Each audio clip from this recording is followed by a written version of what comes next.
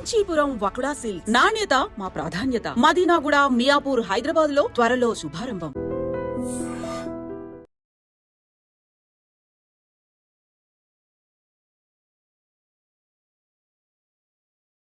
So మనం గతంలో చూసాము 6 గ్యారంటీ స్కీములు, లేకపోతే రుణమాఫీ, నిరుద్యోగులకు సంబంధించి నియామకాలు, ఇవన్నీ పక్కదారి పట్టడానికి హైడ్రా వచ్చిందని. ఇప్పుడు హైడ్రాని పక్కదారి పట్టించడానికి సరికొత్తగా ఇంకొక అంశం వచ్చింది అని వినిపిస్తున్నప్పుడు, ఫిరాయింపుదారులకు సంబంధించి హైకోర్టు ఇచ్చినటువంటి మార్గదర్శకాలను పక్కదారి పట్టించడానికి ఇద్దరు ఎమ్మెల్యేల మధ్య ఒక గొడవ, దాడులు, మాటల యుద్ధాలు.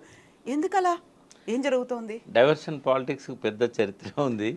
దాదాపుగా నీలం సంజయ్ రెడ్డి కాలం నుంచి కూడా డైవర్షన్ పాలిటిక్స్ ఉన్నాయి. ఈ డైవర్షన్ పాలిటిక్స్కు గురువు ఎవరు అంటే తెనాలి రామకృష్ణుడు. ఆయన ఏమంటాడంటే ఒక గీతను ముట్టుకోకుండా దాన్ని చిన్నగా చేయాలంటే పక్కన పెద్ద గీత గీయాలి. ఇదే డైవర్షన్ పాలిటిక్స్ మూలం. ఏదన్నా ఒక ఇష్యూ ఉన్నప్పుడు దాన్ని ప్రజల దృష్టి నుంచి తప్పించాలంటే ఇంకొకటి ప్రజల దృష్టిని ఆకర్షించాలి. కాబట్టి ఒక పెద్ద ఇష్యూని క్రియేట్ చేయాలి. అట్లా ఆ ఇష్యూస్ని క్రియేట్ చేసే క్రమంలో మత కల్లాలు వచ్చినాయి, ఎంతోమందిని చంపేశారు. ఈ డైవర్షన్ పాలిటిక్స్ కోసమే తమ సీటుని కాపాడుకోవడానికి థ్రెట్ వచ్చినప్పుడు చాలా చేశారు ఇట్లాంటి. ఎలక్ట్రానిక్ మీడియా వచ్చినాక ఎక్కువ ఎక్స్పోజ్ అవుతున్నాయి. అంతకుముందు కూడా ఉన్నాయి, కానీ అప్పుడు ప్రింట్ మీడియా కాబట్టి పెద్దగా ఎక్స్పోజ్ కాలే. ఇప్పుడు ప్రజలు చూస్తున్నారు, బాడీ లాంగ్వేజ్ని అర్థం చేసుకుంటున్నారు. కొంతమంది విఘ్నులైన వాళ్ళకు పాలిటిక్స్ని క్లోజ్గా అబ్జర్వ్ చేసుకునే వాళ్ళకి తెలిసిపోతుంది వీడు పక్కదారి పట్టేయడానికి ఇష్యూ తీసుకొచ్చాడు అని. అయితే ఇవి మొదటి నుంచి ఉన్నాయి చరిత్రలో. అయితే నిజాయితీగా ప్రజల పట్ల ఒక ప్రేమ మమకారం ఉండి పాలన చేసే వాళ్ళకి డైవర్షన్ పాలిటిక్స్ అనేటివి ఉండవు. బట్ తను చేసిన తప్పులను కప్పిపుచ్చుకోవడానికి, ప్రజల దృష్టిని మళ్లించడానికి కొంతమంది ఇటువంటివి చేస్తూ ఉంటారు. కాంగ్రెస్ పాలనలో ఉండేది కొంత, బట్ ఈ మధ్య కాలంలో ఇవి ఎక్కువైపోయినాయి. చంద్రబాబు ఇందులో ఆద్యుడు. ఆయన కూడా ఏంటంటే ఎప్పుడైనా తను తెలియచేసినా ఒకటి తప్పు జరిగినప్పుడు దాన్ని వెంటనే ప్రజల దృష్టి నుంచి తప్పించడానికి ఇంకో ఇష్యూ ముందు పెట్టేవాడు. రాజశేఖర రెడ్డి ఏమో చాలా తెలివిగా పెట్టేవాడు, అది అర్థం చేసుకునే పరిస్థితి ఉండేది కాదు. కానీ వెంటనే అది ఇంపార్టెంట్ ఇష్యూ అని చెప్పి ప్రజలు కూడా ఫీల్ అయ్యేవాళ్ళు. టీఆర్ఎస్ పాలనలో అటువంటి అవసరం కేసీఆర్కి అయితే రాలేదు. ఎప్పుడు కూడా ఆయన డైవర్షన్ పాలిటిక్స్ చేసిన ఉదాహరణలు అయితే నాకు గుర్తులేవు. ఏమైనా రెండు చెప్పాల్సిందే. బట్ ఇప్పుడు రేవంత్ రెడ్డి వచ్చినాక ఇది బాగా అయిపోయింది. ఆయన వచ్చిన 9 నెలల్లోనే డైవర్షన్ పాలిటిక్స్ చాలాసార్లు జరిగినాయి. అంటే ప్రజల దృష్టిని మళ్లించాలి, వాగ్దానాలు హామీలు విఫలమవుతున్నప్పుడు ఇవన్నీ కూడా ఆయన తీసుకొస్తున్నాడు. ఆయన మాటల్లో ఉంటుంది, అది ఆయన ఎమ్మెల్యేల ద్వారా చేయిస్తున్న కార్యక్రమాల్లో కూడా ఉంటుంది. అసెంబ్లీలో కూడా జరుగుతూ ఉంది ఆ డైవర్షన్ పాలిటిక్స్ అనేటి. అందులో అబద్ధాలు చెప్పడము, డిస్టార్ట్ చేయడం కూడా డైవర్షన్ పాలిటిక్స్లో భాగమే. సభ దృష్టిని తప్పించడం ఇదంతా కూడా. అంటే ఇవాళ కౌశిక్ రెడ్డి కానీ గాంధీ కానీ వీళ్ళు చేసింది కూడా హైకోర్టు ఇచ్చిన తీర్పును కొంత పక్కకు పోయే విధంగా ఉంటుంది. ఎందుకంటే అందులో గాంధీ లేడు, కేవలం 3 ఎమ్మెల్యేల మీదనే వాళ్ళు ఇచ్చారు. తెల్ల వెంకటరావు మారింది, అందరూ కలుపుకుంటే 10 మంది దాకా ఉన్నారు కదా. ఈయన ఇప్పటికీ నేను బీఆర్ఎస్ లోనే ఉన్నాను, నేనేం కండువా మార్చుకోలేదని ఆయన అనకపోయినా కూడా బీఆర్ఎస్ కదా టెక్నికల్గా. ఇప్పుడు మనం అసెంబ్లీ రూల్స్ ప్రకారంగా ఆయన ఇంకా బీఆర్ఎస్ఏ. ఎలక్షన్ కమిషను లేదా స్పీకరు డిస్క్వాలిఫై చేసేదాకా, రేపు హైకోర్టు డిస్క్వాలిఫై చేసేదాకా వాళ్ళు టెక్నికల్గా బీఆర్ఎస్ఏ. వాళ్ళు బీఆర్ఎస్ సంఖ్యను చూపెట్టేటప్పుడు వీళ్ళని కలిపే చూపెడతారు. 39 మందిలో 38 మంది, ఒకరు కాంగ్రెస్ గెలిచినా కూడా కంటోన్మెంట్ 38 మంది బీఆర్ఎస్ కిందనే ఉన్నారు ఇప్పుడు అఫీషియల్గా. కాబట్టి ఆయన చెప్పుకోవాల్సిన అవసరం ఏం లేదు. కానీ హైకోర్టు ఏదైతే ఇచ్చిందో యాంటీ డిఫెక్షన్ దానికి సంబంధించి వెంటనే షెడ్యూల్ను ప్రకటించండి అని చెప్పి స్పీకర్కి ఆదేశాలు ఇచ్చారో దాన్ని కొంత డైల్యూట్ చేయడానికి ఇది పనికొస్తుంది. నిన్న కౌశిక్ రెడ్డి వాళ్ళే పోయి దాన్ని ఇంప్లిమెంట్ చేయండి అన్నారు. ఇలా వాళ్ళు చేసిన పని వల్లనే అది డైవర్ట్ అయిపోయింది. అంటే కొందరేమో ఉద్దేశపూర్వకంగా డైవర్షన్ పాలిటిక్స్ చేస్తారు, కొందరేమో తెలిసి తెలియక యాదృచ్ఛికంగా చేస్తారు. దీని వెనకాల కేసీఆర్దో హరీష్ రావుదో వ్యూహం ఉన్నదని నేను అనుకోవట్లేదు. ఇది కౌశిక్ రెడ్డి ఇమ్మెచ్యూర్డ్గా సడన్గా ఈ రెచ్చగొట్టే విధంగా చీరగాజులు చూపెట్టి ఈ గాంధీని రెచ్చగొట్టే విధంగా ఆయన మాట్లాడిన మాటలు ఈ డైవర్షన్ కారణం తప్ప ఇది పార్టీ ఆలోచించి తీసుకున్నదో, కౌశిక్ రెడ్డి తీసుకున్న నిర్ణయాన్ని ఈ రకంగా మాట్లాడతాడని అనుకోకుండా వాళ్ళు ఇచ్చిన పర్మిషను, కానీ ఇంటెన్షనల్గా డైవర్ట్ చేయడానికి బీఆర్ఎస్ చేసిన ప్రయత్నం కాకపోవచ్చు అని నేను అనుకుంటున్నా. బట్ ఏమైనా డైవర్షన్ పాలిటిక్స్ మంచిగా నేరుగా ప్రజలతో విషయాలు చెప్పగలగాలి, ఎడ్యుకేట్ చేయగలగాలి. కానీ అంటే మనల్ని ఏమంటారంటే వీళ్ళు ఎప్పుడో శతకాల మనుషులు ఇట్లా మాట్లాడుతున్నారు, ఈ రోజుల్లో ఇట్లా జరుగుతుందా అనేది కూడా కామెంట్స్ వస్తాయి కింద. కానీ కోరుకుంటున్నాం అప్పుడు ఎందుకు మాట్లాడలేదు, ఇప్పుడే ఎందుకు ఇప్పుడేందుకు మాట్లాడుతున్నారు అనేది. అదే వీళ్ళకి ఎక్కడిది అర్హత, వీళ్ళు ఇదే తప్పు చేశారు కదా, ఇట్లాంటివన్నీ వస్తున్నాయి. అప్పుడు ప్రకాష్ గారు ఎందుకు రెస్పాండ్ అవ్వలేదు, అప్పుడు ఎందుకు కవిత ప్రశ్నించలేదు, ఇవే మాటలు వస్తాయి ఇవన్నీ కదా. వస్తే వాస్తవమే. బట్ మా లిమిటేషన్స్ అంతే. ఇప్పుడు ఎవరి లిమిటేషన్స్ వాళ్ళకు ఉంటాయి. నాకున్న లిమిటేషన్ ఏంటంటే గవర్నమెంట్లో భాగమై ఉన్నా. ఒకవేళ భాగంగా లేకపోతే నేను మాట్లాడేవాడిని. భాగంగా ఉన్నప్పుడు మీడియా ముఖంగా మాట్లాడలేము. వాళ్ళకి చెప్పగలుగుతాం ఇది తప్పు, ఇది కరెక్ట్ కాదు, ఇట్లా మార్చుకోవాలి. కానీ మీడియా ముఖంగా మాట్లాడితే ఏమైందంటే అది వయలేషన్ చేసినట్టు అవుతుంది. వాళ్ళు ఇచ్చిన స్వేచ్ఛను దుర్వినియోగం చేసుకున్నట్టు అవుతుంది. ఎవరైనా అంతే. ఇప్పుడు రేవంత్ రెడ్డి సీఎం స్థానంలో ఉన్నాడు. అంతకుముందు ప్రతిపక్ష నాయకుడిగా ఉన్నప్పుడు మాట్లాడినట్టు మాట్లాడకూడదు. బట్ ఆయన ఆ గీతం చెరిపేశాడు. ఇప్పుడు కూడా అదే భాష మాట్లాడుతున్నాడు. అది మంచిగా అనిపిస్తుంది. ఎవరికైనా కూడా తప్పు పట్టే విధంగా ఉంటుంది. డైవర్షన్ పాలిటిక్స్ వల్ల తాత్కాలికంగా ప్రజల కళ్ళను, ప్రజల దృష్టిని వాళ్ళు తప్పించగలుగుతారు కానీ శాశ్వతంగా తప్పించలేరు. ఏవైనా విషయాలు ప్రజల హృదయాల్లోకి ఒకసారి వెళ్ళినాయంటే తాత్కాలికంగా మీరు ఒక మేఘం అడ్డం వచ్చినట్టుగా తాత్కాలికంగా ఇష్యూని తీసుకొచ్చి ముందు పెడతారేమో, కానీ మళ్ళీ అది పైకి వస్తుంది. మళ్ళీ ప్రజల లోపల చర్చనీయాంశం అవుతుంది. కాబట్టి అది క్షణికానందమే కనుక తప్ప ఒక శాశ్వతంగా ప్రజల దృష్టిని మళ్లించడం అనేది సాధ్యం కాదు. ఎన్నో అంశాలు అట్లా వచ్చి తెరమరుగా అయితే అనుకున్నవి మళ్ళీ మేజర్ అంశాలుగా ముందుకు వచ్చిన సందర్భాలు గతంలో చాలా ఉన్నాయి. కాబట్టి అది ఎవరనుకున్నా కూడా ఇప్పుడు రేవంత్ రెడ్డి టెంపరీగా హైడ్రాన్ తీసుకొచ్చి రైతు భరోసానో లేకపోతే రుణమాఫీనో పక్కదారి పట్టిస్తా అనుకుంటే అది తప్పు. ఆయనే లేటెస్ట్గా దాని మీద వస్తున్నది కూడా ఏంటంటే బయట రాష్ట్రాల్లో ఎన్నికలున్నాయి, కాంగ్రెస్కు డబ్బు కావాలి. ఇచ్చే రాష్ట్రాలు రెండే, కర్ణాటక అండ్ ఆంధ్రప్రదేశ్, తెలంగాణ. కర్ణాటకలో కూడా ఎగ్జాస్ట్ అయిపోయి ఉన్నారు. ఇంకా తెలంగాణ దిక్కు. రేవంత్ రెడ్డి అలా సమర్థుడని గతంలో అనిపించుకున్నాడు. 2 సార్లు కాంగ్రెస్ పార్టీని కాపాడిండు రాష్ట్ర ఎన్నికలలో, జాతీయ ఎన్నికలలో. కాబట్టి ఆయన మీద బాగా బరువు పెట్టారు. ఆ బరువు పెట్టారు కాబట్టి వాళ్ళు ఏం మాట్లాడట్లేదు. ఈయన ఏం చేసినా కూడా వాళ్ళు చూసి చూడనట్టు వదిలేస్తున్నారు. యాంటీ డిఫెక్షన్ లాంటి అంశాలను కూడా వాళ్ళ నిర్ణయాలకు, వాళ్ళ పార్టీ విధానానికి వ్యతిరేకమైనా కూడా రేవంత్ రెడ్డిని మందలించడం లేదు. ఈ ఉద్దేశం కోసమే హైడ్రాన్ తీసుకొచ్చాడు. ఇంత టార్గెట్ పెట్టారు వాళ్ళు. ఆ టార్గెట్ ప్రకారం ఆ డబ్బులు పంపించాల్సి ఉన్నది. ఆ డబ్బులు ఇప్పుడు లేవు కాబట్టి బిల్డర్స్ దగ్గర నుంచి కలెక్ట్ చేసి ఇవ్వడానికే ఇది చేశాడు. ఆ టార్గెట్ కంప్లీట్ అయిన తర్వాత హైడ్రా దూకుడు తగ్గుతుంది. హైడ్రాకున్న పవర్స్ అన్ని కూడా మున్సిపాలిటీలకు, జిహెచ్ఎంసీకి, హెచ్ఎండిఏకి పంపించేసి ఇది నిర్వీర్యం అవుతుందనే ఒక వాదన ఉంది. అది కూడా డైవర్షన్ కోసం హైడ్రాన్ తీసుకొచ్చిండని మనం అనుకున్నాం. కానీ దాని వెనకాల ఈ స్వలాభము, ఈ స్వార్థం, ఈ రాజకీయ లక్ష్యం ఉన్నది అనేది అనుకుంటున్నాం. రెండవది, గాంధీ లాంటి వాళ్ళు అకస్మాత్తుగా ఇంతకాలం పోకుండా ఇప్పుడే ఎందుకు పోయిండ్రు? షేర్లింగంపల్లిలో కూల్చివేతలు మొదలు కాగానే గాంధీ ఎందుకు చేరాల్సి వచ్చింది? ఇటువంటివన్నీ కూడా ఇప్పుడు జనం లోపల ఒక చర్చ నడుస్తూ ఉంది. కాబట్టి రేవంత్ రెడ్డి డైవర్షన్ పాలిటిక్స్తో పాటుగా వెనకాల ఇవన్నీ కూడా ఉంటాయి. డైవర్షన్ ఊరికే కేవలం దానికోసమే కాదు. ఒక డైవర్షన్ పాలిటిక్స్ తీసుకొచ్చాడు అని అంటే 2-3 ప్రయోజనాలు దాని వెనకాల ఉన్నాయనేది మనం అర్థం చేసుకోవాలి. హరీష్ రావు గారు ఇప్పటిదాకా ఒకటే చెప్పుకుంటూ వచ్చాడు, కేవలం ఈ రైతు రుణమాఫీని పక్కదారి పట్టేయడానికి ఇది తీసుకొచ్చాడు అని. అది ఒక్కటే కాదు, దాని వెనకాల ఇవి కూడా ఉన్నాయనేది నేను హరీష్ రావు గారికి గుర్తు చేస్తున్నాను. ఇప్పుడు 4 రాష్ట్రాల ఎన్నికల కోసమే హైడ్రాని తీసుకొచ్చారనుకున్నప్పుడు హైడ్రా ఒక మంచి కార్యక్రమానికి వచ్చింది, లేకుంటే భవిష్యత్తు కోసం, మన చెరువుల పరిరక్షణ కోసం, డిజాస్టర్ మేనేజ్మెంట్ కోసం తీసుకొచ్చామని చెప్తున్నప్పుడు ఇన్ని రకాల వాదనలు వినిపిస్తున్నాయి, ఇన్ని కోణాలు ఉన్నాయి, ఇన్ని డైవర్షన్స్ ఉన్నాయని చెప్పినప్పుడు నిజంగా ఒక చిత్తశుద్ధిగా హైడ్రాన్ ఎందుకు తీసుకొచ్చామనేది చెప్పాల్సినటువంటి అవసరం అయితే మళ్ళీ ఉంది కదా. ఆయన ఎన్నిసార్లు చెప్పినా ప్రజలు నమ్మరు. ఎందుకంటే ఏదైనా ఒకటి ప్రజల కోసం తీసుకొచ్చినప్పుడు దాని మీద కొంత చర్చ జరగాలి. అంటే బయట జరగకపోయినా గవర్నమెంట్లో జరగాలి అని ఏ ఆఫీసర్లతో మాట్లాడి హైడ్రాన్ తీసుకొచ్చాడు. ఇప్పుడు జలవనరుల శాఖలో నేను 7 సంవత్సరాలు పనిచేశాను. నేను ఇంజనీర్స్ని అడిగాను, ఎవరితో సమావేశం జరగలే. మైనర్ ఇరిగేషన్లో పనిచేసిన వాళ్ళు చాలామంది ఉన్నారు. హైదరాబాద్ లేక్స్ మీద పనిచేసిన అధికారులు చాలామంది ఉన్నారు. ఇప్పుడు ముందు ఫీడ్బ్యాక్ తీసుకోవాలి. ఏ చెరువులలో ఎప్పటి నుంచి అక్రమం మొదలైనవి, తర్వాత మనకున్న హక్కు ఏంటి, అసలు ప్రభుత్వం ఎట్లా ఆపగలుగుతుంది. గతంలో ఎందుకు ఈ ఆక్రమణలు జరిగినప్పుడు ప్రభుత్వాలు ఆపలేకపోయినాయి?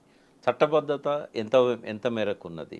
ఎందుకంటే గతంలో హైకోర్టులే ఆర్డర్స్ ఇచ్చాయి, ఇది పట్టా భూమి, ఆ చెరువులో ఉన్నా కూడా దాని ఓనర్ అతనే, కాబట్టి పర్మిషన్స్ ఇవ్వండి అని మున్సిపాలిటీలకు డైరెక్షన్స్ ఇచ్చిన జడ్జిమెంట్స్ ఉన్నాయి. మరి అప్పుడు కోర్టు పర్మిషన్తోని ఆ ల్యాండ్లో బిల్డింగ్స్ కట్టిన వాళ్ళను నువ్వు ఎట్లా కూల్ చేస్తావు? తర్వాత ప్రభుత్వాలే పట్టాలు ఇచ్చినాయి. మొన్న కూడా కేసీఆర్ గారు 59 జీవో నంబర్ 59/58 ఆయన అధికారంలోకి రాగానే 60 గజాలు 70 గజాలు 100 గజాలు 200 గజాల్లో ఇండ్లు కట్టుకున్న వాళ్ళని రెగ్యులరైజ్ చేశాడు కదా. మరి అందులో బస్తీలు లేవా? ఆ బస్తీలో చెరువులు లేవా? ఆ బస్తీలు చెరువు శిఖంలో లేవా? ఆ బస్తీలు నాలాల మీద లేవా? బఫర్ జోన్లలో లేవా? మరి అడిగినావా? జీపీని పిలిచి కూర్చోబెట్టుకొని మన గవర్నమెంట్ ఇచ్చిన ఆర్డర్స్కి వ్యతిరేకంగా మనం కూల్చివేతలు టేకప్ చేయొచ్చా? అంటే బాదరగా దాన్ని ఇంప్లిమెంట్ చేయడంలోనే ఒక దురుద్దేశం అనేది, దాని వేరే స్వప్రయోజనాలు అనేవి మనకు కనబడుతూ ఉన్నాయి. సరే, దాన్ని ఆ ప్రజలు అనుమానించకుండా ఉండడానికి ఒక సిన్సియర్ ఆఫీసర్ని తీసుకొచ్చి పెట్టాడు. అంత మాత్రాన ఎఫర్ట్ సిన్సియర్ అని ఎట్లా అంటాం? ఇంకోటి, అటాక్ చేయడమే సెలబ్రిటీ మీద ఎందుకు చేయాల్సి వచ్చింది? ఇవన్నీ ప్రశ్నలున్నాయి. తన లక్ష్యం నెరవేరిందేమో, ఇప్పుడు హైడ్రా దూకుడు అనేది ఆగిపోయింది. హైడ్రా చేయాల్సిన పనులు ఇప్పుడు జిహెచ్ఎంసీలకు అప్పచెప్పాడు, లోకల్ మున్సిపాలిటీలకు అప్పచెప్పారు. చట్టబద్ధత తీసుకొస్తా అన్నాడు, ఈ రోజు వరకు దాని మీద మళ్ళీ చర్చ లేదు. నిజంగానే చట్టబద్ధత తేవాలంటే ఇటువంటి చట్టాలు ఎక్కడెక్కడున్నాయి? హైదరాబాద్కున్న ప్రత్యేక పరిస్థితి ఏంది? ఇవన్నీ చేయాల్సిన అవసరం ఉన్నది. ఇవన్నీ కేవలం ఏంటంటే డైవర్షన్ పాలిటిక్స్లో కూడా స్వార్థము, తన స్వప్రయోజనాలు, పార్టీ ప్రయోజనాలు ఇవన్నీ కూడా దాగి ఉన్నాయి. ప్రజల దృష్టిని మళ్లించడం ఒకటే కాదు, ఇవి కూడా మనం గమనించాల్సిన అవసరం ఉంది. కేవలం మనం డైవర్షన్ పాలిటిక్స్ అనుకోవడానికి లేదు. ఈ ప్రయోజనాలు అన్నీ ఉన్నాయి కాబట్టి దీనికి ఎక్కువ ప్రచారాన్ని కల్పించి, ప్రచారం అంతా రావడానికి ప్రధాన కారణం సెలబ్రిటీ మీద ఫస్ట్ అటాక్ చేయడం. ఇంకా మొత్తం ఒక్కసారి తెలంగాణ ఆంధ్ర రెండు నెవరిపోయే విధంగా మీడియాలో అదంతా కనబడడం, నాగార్జున దాన్ని టచ్ చేశాడు, నాగార్జున కన్వెన్షన్ కూర్చేశాడు, ఇదేంటంటే బాగా పబ్లిసిటీ అయింది. దాంతో ఇక మిగతా అన్నీ మరుగున ఓడిపోయినాయి. అదే ఎక్కడనో ఒక చిన్న బిల్డింగ్ గుల్లగొడితే అది వార్త కాకపోయేది. ఇప్పుడు హైకోర్టు ఇచ్చినటువంటి గైడ్ లైన్స్ అని ఉన్నవి, దానం నాగేందర్, కడియం శ్రీహరి, తెల్లం వెంకట్రావు, ఈ ముగ్గురికి సంబంధించి యాక్చువల్గా 4 వారాల గడువులో ఆల్మోస్ట్ ఒక వన్ వీక్ అనేది గడిచిపోయే స్టేజ్కి వచ్చినప్పుడు ఏం జరుగుతుంది, తెలంగాణలో రాజకీయాలు ఎలా అవుతాయని మీరు అనుకుంటున్నారు? అంటే డిస్క్వాలిఫై కాగానే ఎలక్షన్స్ వస్తాయి మళ్ళీ. బట్ ఎప్పుడు డిస్క్వాలిఫై చేస్తారనేది ఇంపార్టెంట్ ఇక్కడ. ఇప్పుడు స్పీకర్ దాని మీద పూర్తి విచారణ జరపాలి. సాక్ష్యాలన్నీ కళ్ళ ముందే ఉన్నాయి, తేల్చాలంటే వారానికి కంటే ఎక్కువ పట్టదు, ఒక 4 సిట్టింగ్లతోని తేల్చవచ్చు. బట్ అధికార పార్టీలోకి పోయారు కాబట్టి వాళ్ళు అంత తొందరగా తేల్చారు. గతంలో అయితే రాజశేఖర రెడ్డి గారు ఉన్నప్పుడు కిరణ్ కుమార్ రెడ్డి 3 ఏళ్ళు నాంచి 2009 ఎలక్షన్ల కంటే కొంచెం ముందు, ఒక 3 నెలల ముందో 6 నెలల ముందో ఆయన డిస్క్వాలిఫై చేశాడు అప్పుడు ఎమ్మెల్యేలను. మళ్ళీ ఎలక్షన్లు వచ్చే అవకాశం లేదు. కోర్టులు నేరుగా అసెంబ్లీ వ్యవహారాలలో జోక్యం చేసుకోవు, కానీ రాజ్యాంగ హక్కులను ఉల్లంఘించే పరిస్థితి వచ్చినప్పుడు మాత్రమే కోర్టులు జోక్యం చేసుకుంటాయి. ఇక్కడ ఏం చేయాల్సి ఉందంటే ఎమ్మెల్యేల ద్వారా స్పీకర్ మీద ఒత్తిడి పెంచి అఖిలపక్షం మిగతా వాళ్ళని కూడా కూడగట్టుకొని మజ్లిస్ని అవకాశం ఉంటే వాళ్ళ ద్వారా కూడా దీన్ని ఒక 3 నెలల్లో 2 నెలల్లో టైం పెట్టుకొని ఆ టైం ఫ్రేమ్లో తేల్చండి అని స్పీకర్ గారికి ముందే చెప్పాలి. కనీసం వీళ్ళ ఒత్తిడి వల్లనైనా షెడ్యూల్ అనేది దూరం జరగకుండా ఒక 100 డేస్ లోపో 90 డేస్ లోపో 60 డేస్ లోపో ఆయన డిసైడ్ చేసుకుంటాడు. ఆయన పైన ముఖ్యమంత్రి ఒత్తిడి ఉంటుంది డెఫినెట్గా. ఆ ఒత్తిడికి సమాధానం ఆయన చెప్పలేడు, మిగతా ఎమ్మెల్యేల వైపు నుంచి ఒత్తిడిని కౌంటర్ ఒత్తిడి పెట్టాలి. నేనేం చేయాలంటే స్పీకర్ గారు అనే పరిస్థితి రావాలి, అందరు ఎమ్మెల్యేలు పట్టుబడుతున్నారు, నేను దీన్ని లాగలేను, హైకోర్టు కూడా తప్పుపడుతుంది, ఆ సిచ్యువేషన్ క్రియేట్ చేయాలి. ఒక్కసారి ఇది వీళ్ళు కనుక డిలే చేసి ఇవ్వకపోతే మళ్ళీ ఇదే కౌశిక్ రెడ్డి, వివేకానంద మళ్ళీ హైకోర్టుకు పోయి మళ్ళీ వాళ్ళ దృష్టికి తీసుకొచ్చి మీరే టైం ఫ్రేమ్ పెట్టండి, స్పీకర్ గారు పెట్టిన టైం ఫ్రేమ్లో కట్టుబడి ఉండట్లేదు, విచారణ సవ్యంగా జరగడం లేదు, లేదా స్పీడప్ కావడం లేదు, కాబట్టి మీరే ఒక నిర్ణయం తీసుకోండి, లేదా మీరే టైం ఫ్రేమ్ డిసైడ్ చేయండి, ఫలానా తేదీ లోపల తేల్చకపోతే హైకోర్టు జోక్యం చేసుకుంటుంది అనే విషయాన్ని మరొకసారి మీరు చెప్పాలి అని చెప్పి వీళ్ళు కోర్టును మళ్ళీ అప్రోచ్ కావాల్సి వస్తుంది. అయినప్పుడు మళ్ళీ కోర్టులో వాదోపవాదనలు జరుగుతాయి. సుప్రీంకోర్టు నుంచి అడ్వకేట్లను తీసుకొస్తారు. వాళ్ళు వచ్చి కొత్తగా చేసేది ఏముండదు, కొద్దిగా టైం బారో చేస్తారు. వాళ్ళని చూసి వీళ్ళు నో అని చెప్పలేరు టైం అడిగితే, వాళ్ళ కోసం అవకాశం ఇస్తారు. ఎంత లాగినా కూడా 1-1.5 సంవత్సరాలు లాగగలుగుతారు. ఈ లోపల ఒకవేళ మిగిలిన ఎమ్మెల్యేలను కూడా రేవంత్ రెడ్డి తన దిక్కు తెచ్చుకోగలిగితే పార్టీకి పార్టీ విలీనమైనట్టు ప్రకటిస్తారు. ప్రతిపక్ష హోదా లేకుండా పోవడం, ప్రతిపక్ష హోదా లేకపోయినా పర్వాలేదు, పార్టీ ఏమవుతుందంటే కంప్లీట్గా లెజిస్లేచర్ పార్టీ విలీనమైనట్టుగా ప్రకటిస్తారు. అంటే ఇవన్నీ కూడా రేపటి రోజు టైం బారో చేయడం వల్ల రేవంత్ రెడ్డికి ఉండే అడ్వాంటేజ్ ఏంటి అంటే మిగిలిన ఎమ్మెల్యేలను కూడా నయాన్నో భయాన్నో తమ దిక్కు తెచ్చుకోవడానికి ఒక అవకాశం ఉంటుంది. ఇటువంటివన్నీ కూడా పార్టీ ఊహించి ఇట్లా జరుగుతుందని చెప్పి ఆలోచించి పార్టీని బలోపేతం చేయాలి, పార్టీ ప్రక్షాళన జరగాలి. ఎట్లా ఉండాలనడానికి ఒక చరిత్రలో ఒక ఆధారం ఉంది.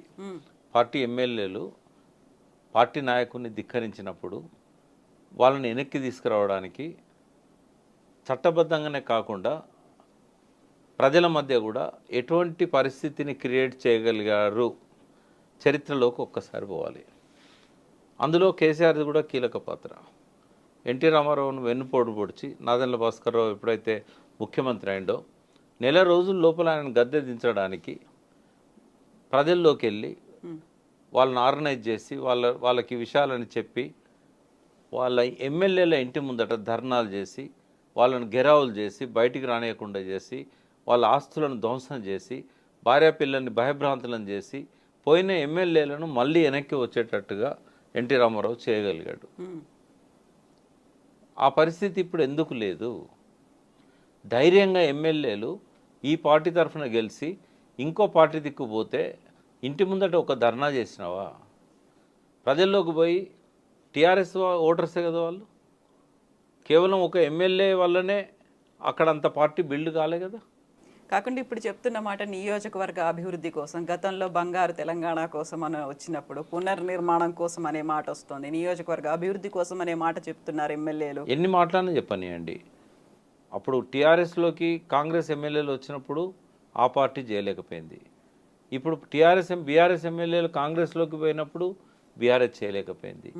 ఇది ఒక అశక్తత. వీళ్ళ నిర్లిప్తతే ఈ అవలక్షణాలన్నింటినీ పెంచి పోషిస్తున్నది.